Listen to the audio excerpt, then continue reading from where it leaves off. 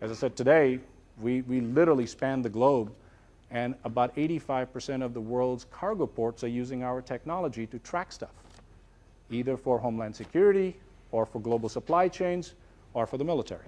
So that's literally an example of the network effect, but it took us a long way to get here, and we had an interesting and strange and long and winding road to get to this point. When I met this guy, Rob Reese, over at the Campus Activity Center, or Career Action Center, he had this idea. He wanted to track children. He had lost his kid in a supermarket. Kid wandered away, freaked him out, 2-year-old kid. He said, hey, I got an idea. We need to build something. The movie Aliens had just come out. And so that little handheld tracker, which could tell you how far the alien was from you. So he said, why don't we build something like that? So this was my hobby project. You know, the dissertation I was working on, which I think has commercial applications, but I'm not sure what it is, but was being able to track the presence of metal on an ocean surface. I'm sure there is a commercial application for it, but I'm still thinking about that one. And so I said, I'll take a few days off or a week off or something and help this guy design this. So first lesson we learned is the difference between engineering and marketing.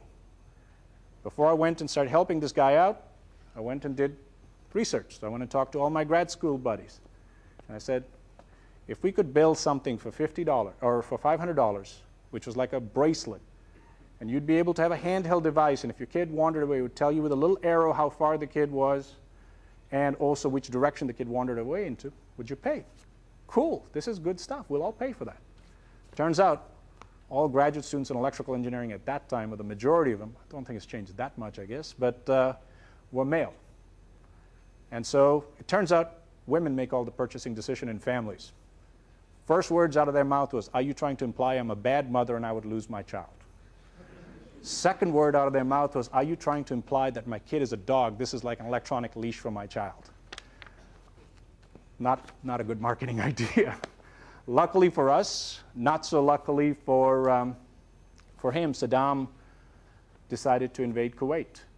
The military shipped 40,000 containers to the Gulf and had no idea what was inside 25,000 of them. The so-called concept of just-in-case logistics. And just in case I didn't get this stuff, let me order another one. And just in case I didn't get this, let me order another one. I mean, a perfect example is I think they shipped over 1,130,000 rounds of tank ammunition, used 30,000 and shipped 1,100,000 of them back, eventually.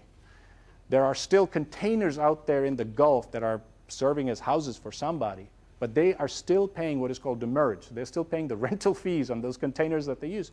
Because we showed in Desert Storm that as a military and as a country, we could move a lot of stuff from one part of the world to the other. We just didn't know what the hell we moved.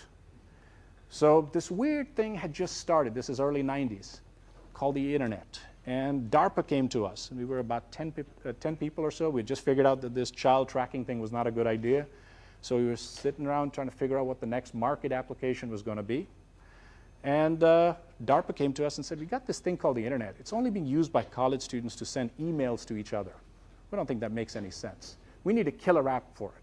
And the killer app is if you could connect the internet to your container and somebody could sit here and know what's inside every container all around the world, wouldn't that be great? Can you guys do it? We're 10 people. We could do anything. So they came to us. They said, can you do it? We said, sure, no problem. How much money? $1 million or $2 million. And we started building it.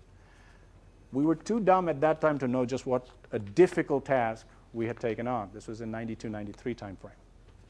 But we built up this technology, and lo and behold, it worked.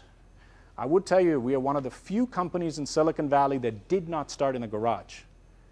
We actually started in a front bedroom.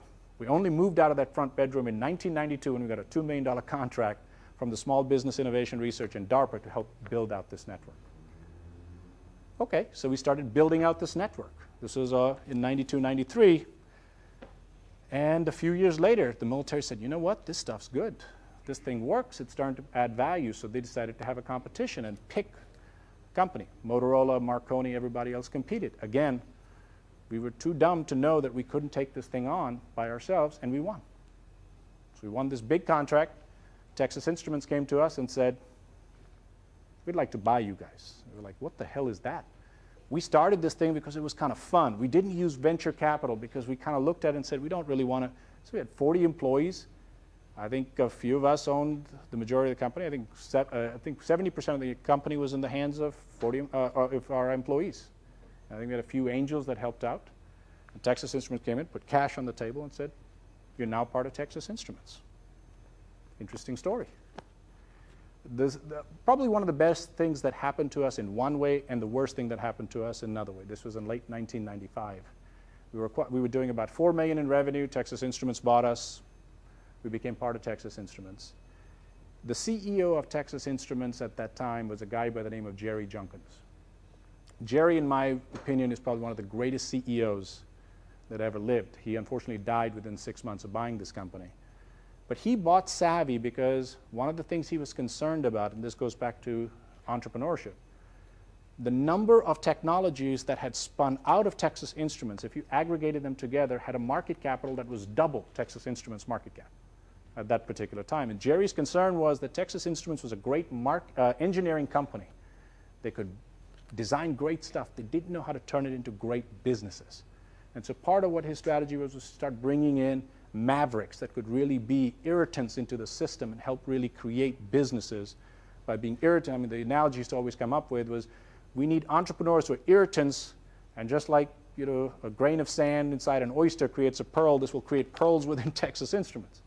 It's a great concept, great philosophy. The guy was a great man. Unfortunately, he died. Very shortly thereafter, Tom Engebus, who was the CEO, came to us. He says, what do you guys think? We said, I'm not sure this is a good fit, because Tom wanted to take TI towards being a DSP company. We saw ourselves as much more of a systems company. So we worked out a deal, and we were sold to Raytheon, and about a year later, we were able to buy the company back from Raytheon for significantly less than what we had sold the company to TI for. And this was in 1999. And so literally, we were doing approximately $17 million of revenue at that time in 1999. Today, I mean, we've had a pretty nice run from 17 million to about, as I said, between 90 to 100 million is what we will do this year.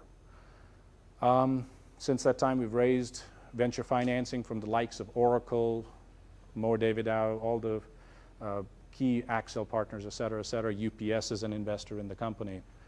And we've suddenly watched this technology that everybody kept looking at as something being weird, RFID, what is this, become just ubiquitous. I mean, our vision has been pretty consistent. After the child tracking thing was over, we pretty much came up with this one thing, which was, we will track containers and conveyances as they move around the world, and we will tell you what's inside them. It's been the vision of the company since then. And suddenly that's become the hot phrase. So it's not like we went out to create this great business. We felt that was a problem. It was a problem that we think we could come up with a solution to, and we just stuck to our guns. And it took a long, long time. And suddenly, Walmart's come out, defense departments come out, and it's now become this concept that it's going to be the ability to track everything that moves with some electronic identification code, and it will become ubiquitous.